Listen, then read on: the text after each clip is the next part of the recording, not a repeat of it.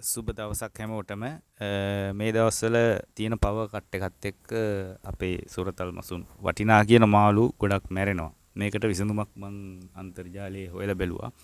නමුත් මට හම්බෙච්ච දේවල් රබර් බැලුම් පටල අරව මේ ඔය දාගෙන වතුර වීදුරුවකට තියෙන පීඩනයට ගැලපෙන්න සෑහුණත් මං හිතන්නේ අඩි දෙකක වගේ ගැඹුරක් තියෙන ටැංකියක මොකද අපිට වතුර වීදුරුවේ මාළු හදන්න බෑ. අඩි දෙකක වගේ ගැඹුරක් තියෙන ටැංකියක අපිට බෑ මේක සාර්ථක ප්‍රතිඵල ගන්න. ඉතින් මම මේ හින්දා හොයලා බලලා මම්ම ක්‍රමයක් හොයාගත්තා.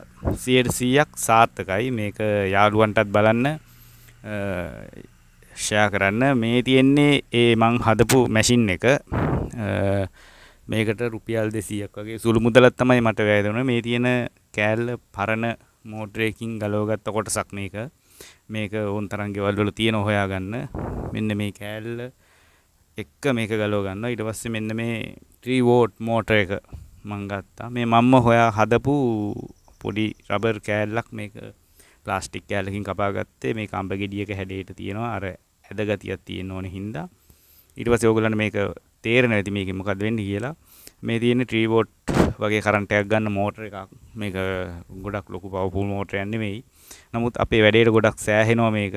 මේකෙන් මේ පවර් ලයින් එක ස්විච් එක හරහා ගිහිල්ලා මම ওই පරණ රේඩියෝ එකකින් ගලවගත්ත ඔඩියෝ ජැක් පෝඩ් දෙකක් තමයි හයි කරලා තියෙන්නේ. මේක මම මේ తాවකාලිකව හදපු මැෂින් එකක් පෙන්වන්න ඕනේ හින්දා මේක 100%ක් සාර්ථකයි වගකීමෙන් කියන්නේ මම මෙන්න මේ පවර් බෑන්ක් එකකින් තමයි මම මේක ඉවච්චර පවර් බෑන්ක් එක. මෙන්න මේක මම යාළුවෙක්ගෙන් ඉල්ලගත්ත එකක්.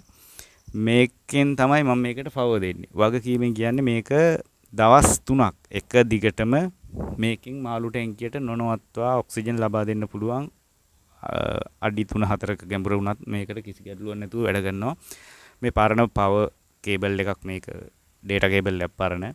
මම මේක ටිකක් දිගට ගන්න ඕනේ හින්දා ගත්තා AV ජැක් එකක් පරණ කැඩිච්ච ඒක අමුණලා ගත්තා. ඊට පස්සේ මෙන්න මේ ජැක් දෙකට මේක මෙතනින් මෙන්න මේ විදිහට ඉන් කළා. පවර් බෑන්ක් එකට සම්බන්ධ කරනවා අනිත් කොටස. අපි බලමු ඊට පස්සේ මෙන්න මේ විදිහට පවර් බෑන්ක් එකට සම්බන්ධ කරාට පස්සේ මේක වැඩ කරනවා. දින 2-3ක් නොකඩවාම එක දිගටම මේකෙන් අපිට පුළුවන් කරන්ට් එක දවස් 2-3ක් නැති වුණා කිසි ගැටලුවක් නැහැ. මෙන්න මෙහෙම ස්විච් ඔන් කරාම මේක වැඩ කරනවා. මේක ඉතින් මම මගේ ටැංකිය අඩි 1.5ක් ගැඹුරු ටැංකියක්. මම මේක දාලා පෙන්නන්නම්. ඔය රබර් බැලුම් පටල අරව මේවා තියෙන ඒවා මම ගොඩක් බැලුවා. ඒවා ඉතින් 100% සාර්ථක නෑ. මොකද අපිට වීදුරු වල මාළු හදන්න බෑ. වීදුරුවේ තියෙන පීඩනයට ඔරොත්තු දුන්නත් මේ වගේ ටැංකියකට දැම්මහම රබර් බැලුම් පටලයකින් ඔරොත්තු දෙන්නේ නෑ ඒක. ඔය වතුර බෝතල් පුරවනේ ඒවා නිතර මේක කියන්නේ ඒ වෙනුවෙන් හැදලා ඉන්නෝනේ. මේක කිසි ගැටලුවක් නැතුව පුළුවන් කවගේවත් මෙහෙවීමක් නැතුව ස්විච් එක දැම්මහම අපිට මේක පවර් කට් වුණාම ඔන් වෙන්න හදා ගන්න පුළුවන්. ඒක මම පස්සේ වීඩියෝ එකකින් ගේන්නම්. ඔටෝ ඔන් වෙන්න. දැන් මේකෙන් මේ විදිහට මේ බම්බරේ වැඩ කරද්දි මේකෙන් වයිබ්‍රේට් එකක් ඇවිල්ලා ඔක්සිජන් නිපද වෙනවා. අපි මේක මගේ ටැංකියට දාලා බලමු. මේක ඔක්කොම ඉවතලන දේවල් වලින් තමයි මේක හදාගත්තේ මම. මේකට රුපියල් 200ක් වගේ සුළු මුදලක් ගියේ. මේක යාළුවන්ට ෂෙයා කරන්න අපි දාලා බලමු මේක ටැංකියට දැන් කොහොමද වෙන්නේ කියලා. යාළුවන්ට ෂෙයා කරන්න මේක ඒගොල්ලන්ට කරන උදව්වක් හැටියට අපි ආදරය කරන මසුන් බේරගන්න පුළුවන් හොඳ උපකරණයක් මේක. ඇත්තම කිව්වනම් ඔක්සිජන් ලබා දෙන්න පුළුවන් හොඳ තත්ත්වයේ තියෙන මැෂින් එකක්. මේක ඕගලන්ට ලේසියෙන් හදාගන්න පුළුවන්. මේක අඩි 1.5ක් ගැඹුරයි මේ ටැංකිය. පේනවා බලන්න පුළුවන් මේක.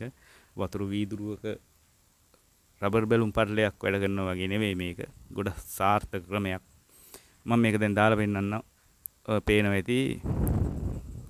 දැන් මේක ඔක්සිජන් බුබුලු සෑහෙන මේ ටැංකියේ ඉන්න මාළු ප්‍රමාණයට සෑහෙන විදිහට ඔක්සිජන් වැඩ කරනවා.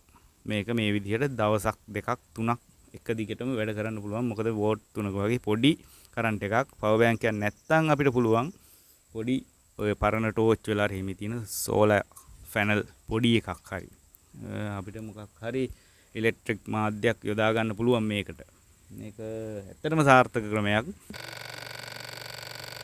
පොඩි සත්‍යයක් තියෙනවා මේක මෝටරයකින් වැඩ කරන හින්දා.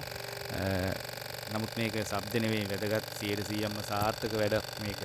යාළුවන්ට ෂෙයා කරන්න ඒගොල්ලන්ගේත් මාළුටෙන් ගිරේර ගන්න මේ අවස්ථාවේ මේක හොඳ ප්‍රයෝජනවත් මැෂින් එකක් ඉන්න මාව සබ්ස්ක්‍රයිබ් කරලා නැති අය සබ්ස්ක්‍රයිබ් කරන්න ලයික් කරන්න මොන හරි ගැටලුවක් තියෙනවා නම් කමෙන්ට් එකක් දාන්න.